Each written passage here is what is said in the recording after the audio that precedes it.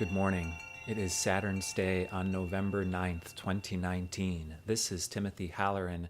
You can get in touch with me through my link at the website below, where I offer astrological consultations, workshops, and downloads. You can also join our Patreon community, where I share additional astrological videos, resources. We'll be having a live Q&A coming up this November 17th, where you can join us and ask questions about this video, your own transits, your own birth chart, or anywhere in between. So feel free to join us at the link below. In these videos, we're talking about the nature of the times. And these are some incredibly rich, potent, and dense times that we're living in, as we'll continue to talk about in the short term, as well as some of the longer term cycles, in particular as we're leaving 2019 and entering the year of 2020. Now, first of all, to begin with, congratulations in having survived the end of October, the first week of November 2019. Mars has been in a third quarter square with both Saturn and Pluto, and we're just exiting this third quarter square pinch. These last several days, that Mars square Pluto was exact November 5th. This indicates an overall transformation as well as a breakdown of our older directions and orientations. I mean, we can really be exploring third quarter square, doing things differently. The Mars-Pluto cycle is our fundamental desire orientation, our fundamental direction throughout life, as well as how we are actualizing our own independent desires, both on the surface as well as those deep, deep unconscious desires coming from the roots of our own soul. And so this is about how to embody how we exchange our own energy, direction, our own individuality with others, and how to balance that individuality with our participation, collaboration, and sharing with others. This has been part of the intention of Mars in Venus's sign of Libra. Venus has just entered Sagittarius at the beginning of November, where she'll remain until November 25th. She's transiting Jupiter's sign, while Ceres is joining Jupiter in his sign of Sagittarius. So there is this underlying theme of how to restore peace and equanimity in our own personal lives, in our own exchanges, and not through just knowing how, but in personally embodying our own values, our own truth, to be able to provide the vital nutrients and nourishment to ourself. Similarly, as raw ingredients such as soil and water and sunshine are required for a flower to healthily grow and unfold, we're giving ourselves what we need to be stable, what we need to be peaceful, sovereign, and in control as a prerequisite to healthy relationship, healthy exchange, and really having our orientation in the world in a way that is also self-serving and a collaborative, constructive direction, rather than simply conforming or sacrificing or what may be a power struggle between ourselves, others, the world, our needs, etc. And this is where many of the challenges, again, the breakdowns, the potential explosions could have taken place these last few weeks.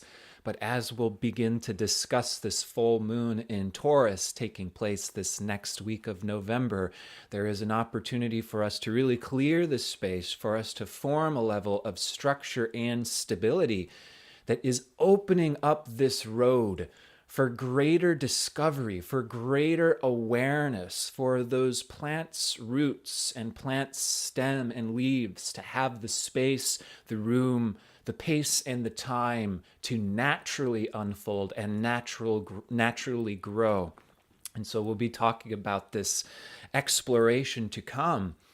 But we've also got a Mercury retrograde, and this Mercury retrograde is powerful, it's rich, it's wonderful, as I've been saying, but it can be a bit overwhelming. There's a lot of material that's being dragged up. There is a tremendous amount of processing taking place at this time. And while there was a good buildup of energy the first week of November, we have a bit of a break in direct aspects, and with this full moon in Taurus this next week. And this is again giving us this opportunity to process. It's not that nothing is happening. And even while we're settling down or relaxing, there's actually a huge amount of work that is taking place on the inside. And I would in fact say that this is the real important work. This is the prioritization that is necessary, is that we're allowing this tremendous amount of inner processing to take place, as well as the emotional grieving or the reflection on the past, our prior relationships. Yes, this can really be bringing a focal point to our relationships between Mars and Libra square Pluto, and this Mercury retrograde taking place in the sign of Scorpio. We may recall the last Mercury retrograde in Scorpio around spring, summertime of 2017. There were similar themes of really digging up the bottom of the barrel and looking at the depth of our own soul. And so this Mercury retrograde is about swan diving into the deep end. And this next Monday, November 11th, Mercury retrograde will combust the sun. And there is this deep realization that can be taking place, these eureka moments, these lightning strikes. And again, this is a tremendously productive time. We must be giving ourselves the pats on the back, the self-celebration, the being our own cheerleader and saying, I'm proud of you and good for you for doing this digging, for laying it all out, for being honest, for communicating the good, the bad, and the ugly, because don't you know that we're all the above? And that's the nature of Scorpio. In Scorpio, it's like we're drawing the well, we're spelunking from the deepest, the darkest, and sometimes the most creepy, crawly aspect of the human psyche. These are power dynamics, phobias, hidden desires, what's really going on. Mercury in Scorpio gives us these X-ray glasses that are penetrative and they're critically dissective. I mean, it can be a little sharp. We do need to be practicing our own inner and outer communication gently because Mercury in Scorpio is no bullshit. It's to the core. And again, Scorpio is the full spectrum of life. It is the bottom of the barrel, and nature has every single shade and color and experience that's possibly imaginable, good, bad, and ugly. And, it's under the very, very bottom of the ocean and underneath the rock. That's oftentimes where we encounter some of those uncomfortable, creepy, crawly types of natural dynamics. And so I like to think that Scorpio can sometimes give us the willies. It's like, wow, this is scary and this is deep and this is the bottom of the barrel. And we may be drawing this well up from our own dream time. We may be having nightmares informing us of these deeply suppressed phobias or dynamics or relationship issues coming from very young in our life, childhood, past friendships. And so again, this is a good sign that we are on the journey, doing the healing, doing the work, and we deserve that level of self-recognition and self-celebration for doing that processing, for being flexible and slowing down enough for this unconscious material to be drawn up, for these emotions to be processed, even if it's not all fun and games. It is worth it. At the end of the day, this is how we save ourselves from future misdirection, from future deception, from future misappraisal of reality, of our life, of how relationships really are. And here I'll be a little bit honest that when we encounter this Scorpio bottom of the barrel side of life, we draw up material from our own unconscious. We could say from our own souls or from our own past lifetimes, if we choose to perceive things that way, that are not all good, light, and comfortable dynamics. This is what we really should be drawing up in ourselves, because that's real life, that's nature, that's where we find ourselves in this current day and age. And this is what shadow work is. Shadow work is accepting all of our parts. It's accepting the beautiful clouds in the sky just as much as those monstrous beings at the bottom of the ocean, because it's all a part of life.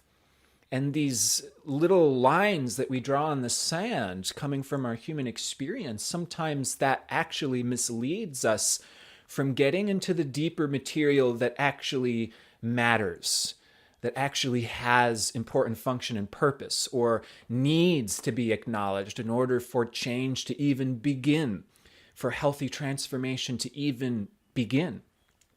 So as we're looking into these collective dynamics, for example, there are really, really deep themes in our world. Again, these themes around power struggles, dominance, submission, how we cope with our past traumas. And there can be defenses, or there can be subtle self-sacrifices.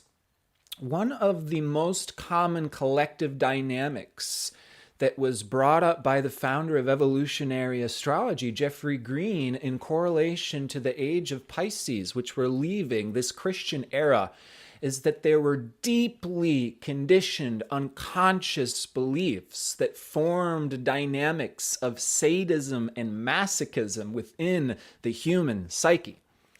And I have heard almost no other evolutionary astrologers or teachers really mention these dynamics that Jeffrey Green taught, because they're really uncomfortable.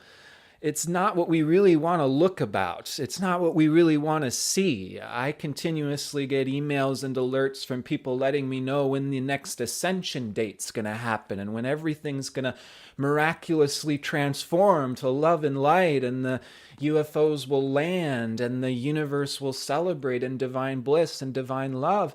And I just have to be honest that in my observations of the world, humanity, myself, and the people around me, this is not where we are. This is not where humanity is.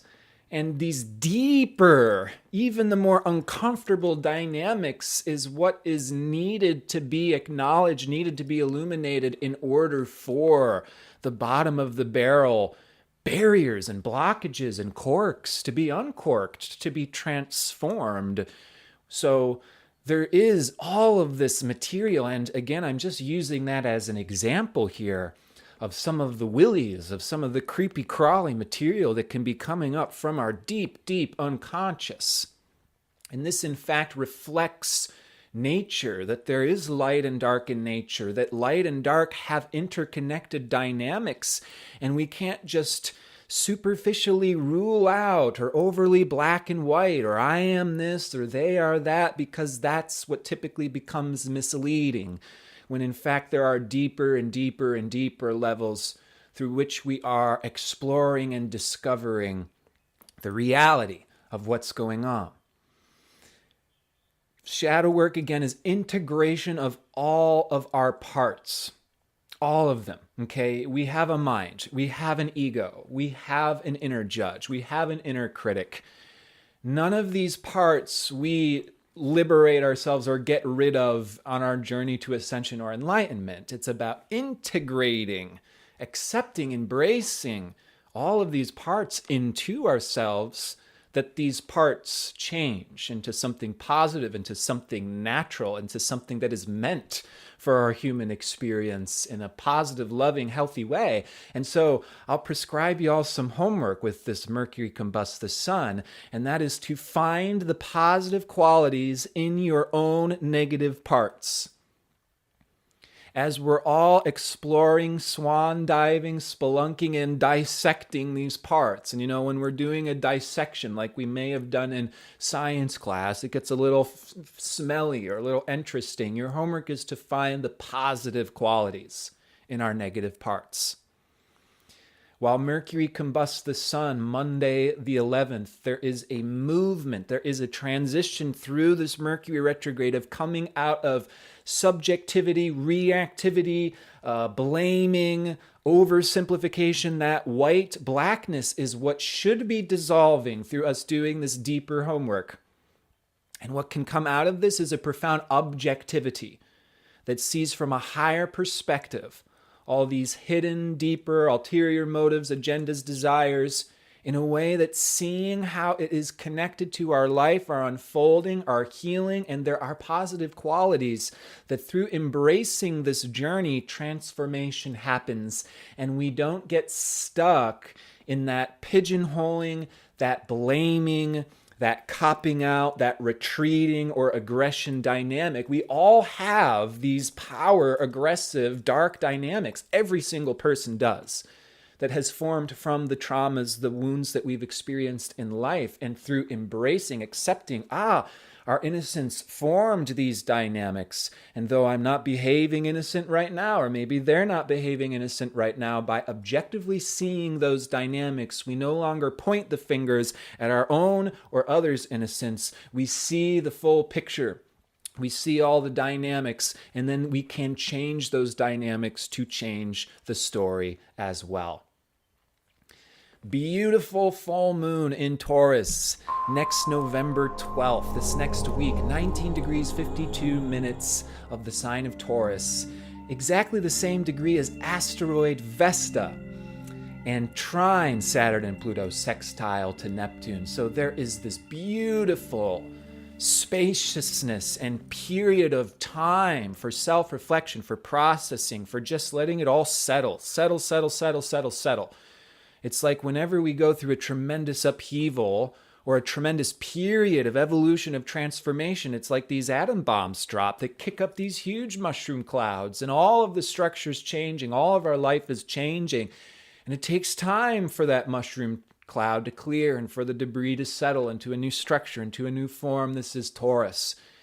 Give yourself the space, the time, the comfort, the relaxation to settle, to structure, to let all of the evolution, Scorpio, opposite polarity to Taurus, stabilize, be integrated. Taurus is an earth sign. Our body, nourish, nurture, find those raw nutrients for your body.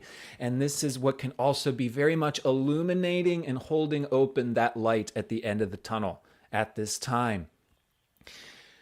Taurus, ruled by Venus, is our heart. It's what we love, it's what we cherish, it's what we value. This full moon in Taurus is illuminating that light that's allowing us to return to our values, return to our inner embodied truth.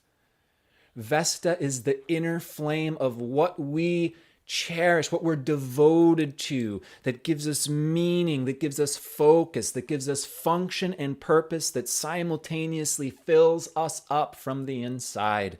Vesta is a very spiritual, mystical asteroid, also very much to do with healing through the body, through sensuality, through sexuality, through a direct connection to nature.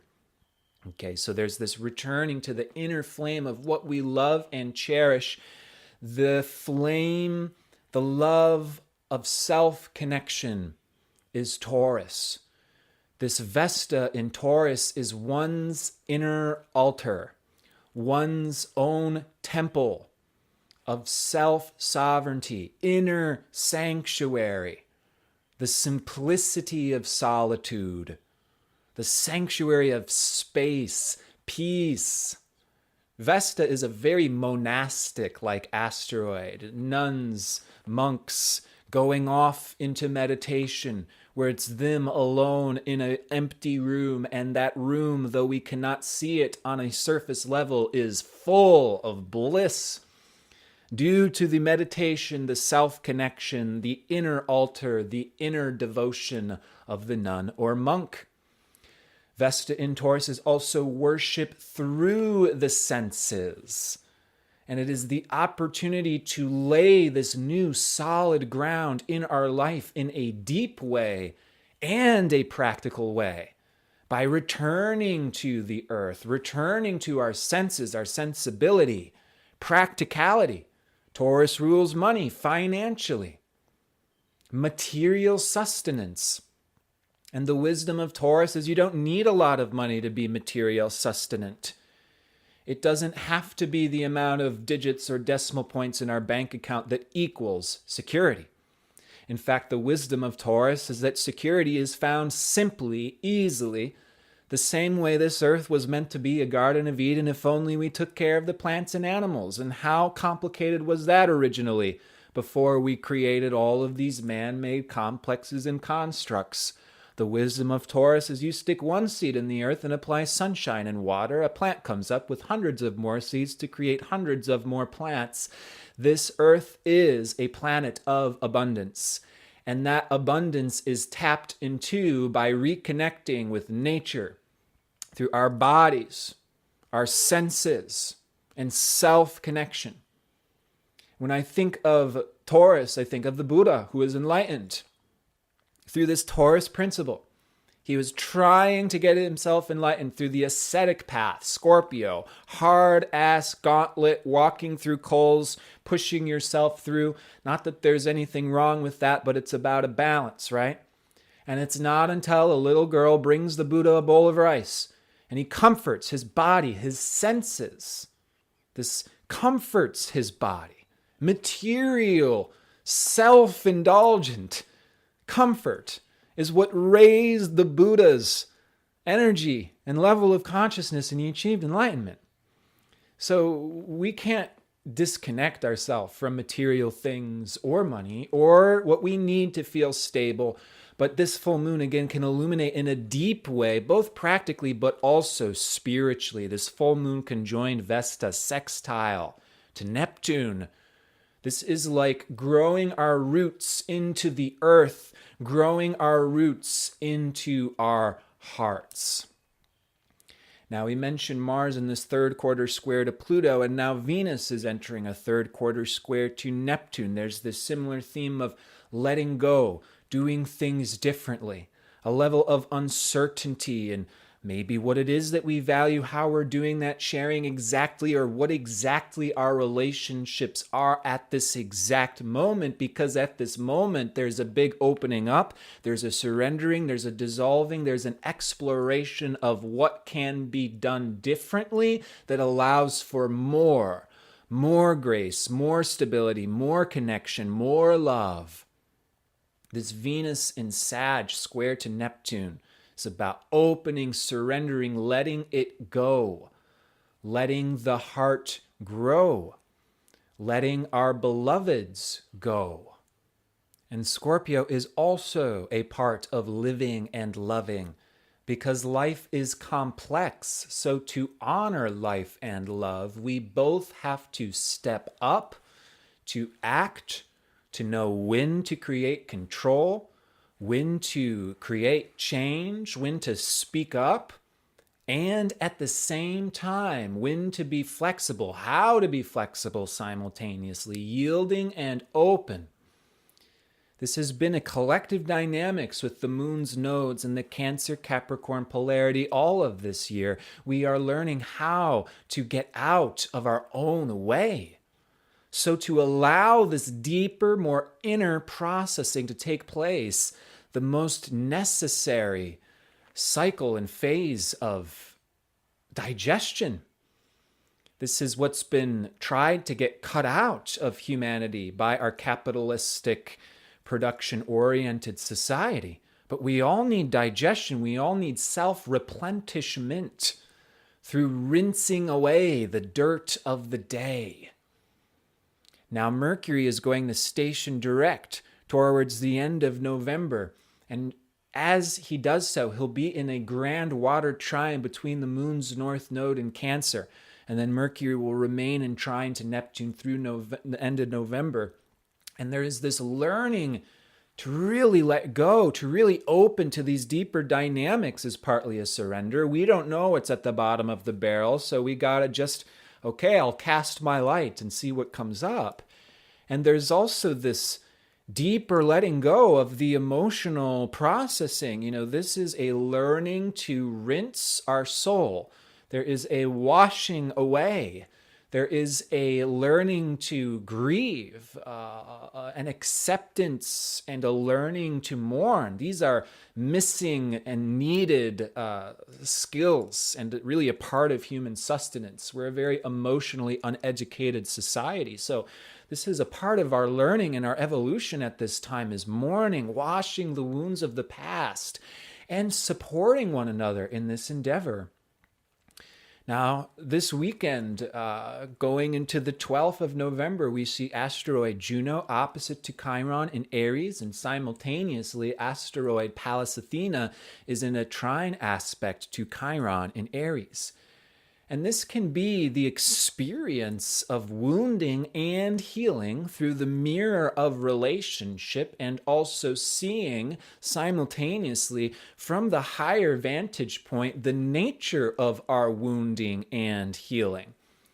That's what Chiron's all about, the human journey. We're not here to get A+ on our exam or to not experience woundedness. This is a part of our human experience, not something we want to encourage, but it's a part, just like shadow work, we're saying, we're learning to embrace and to discover the positive qualities in the dark. And so we're getting to do this human journey of love and of relationship. It is an honor and it is an exploration. It is an opportunity to learn and grow. And we're learning and growing even when it seems totally opposite based off of what we're feeling. For example, when we are triggered, when we're behaving imperfectly, even if we're parting ways from a relationship that we wanted to be with, this is an honoring of love. This is an honoring of the human journey, and it tends to reward us not only with clarity, but the means to transform our life in a way that's bringing improvements. Things can get better and better even while we're doing this weaving between the upper, the lower worlds. We have good days, bad days, positive and negative emotions, but this is all a part of the opportunity for this learning, this growing, and this improving in our lives. Wonderfully, Venus is approaching a conjunction with Jupiter at the last degrees of Sagittarius. That conjoinment is exact November 25th. And so by the end of the month, we can have more of this clarity while we're doing this digging and work, establishing this space, returning to our roots. There can be more clarity of direction as to where this new journey is taking us. And then after that conjunction, Venus enters the sign of Capricorn, and we set to work making it happen, managing and structuring, pushing forth these new directions, these new goals, and initiating great changes as we prepare to ride the collective energy, as exciting, as apocalyptic as it may be, through the year's end into the Saturn-Pluto conjunction taking place in January of 2020. And so we'll continue to discuss these exciting global changes as well as it has an effect in our life in future videos. Again, if you have any questions about this material or how this material is having an effect in your own life, you're welcome to join our next live Q&A this November 17th for my Patreon community. That's the Tier 3 Q&A group. It's an opportunity to share and learn astrology as well as support one another as we're going through this journey. And so I'm really excited to continue to host these Q&As. Thank you to all of my Patreon supporters, and thank you to all of my viewers. I look forward to seeing and speaking to you all next time when we discuss the new moon in Sagittarius. Much more to come. Wishing you absolutely all the best, and please do take care.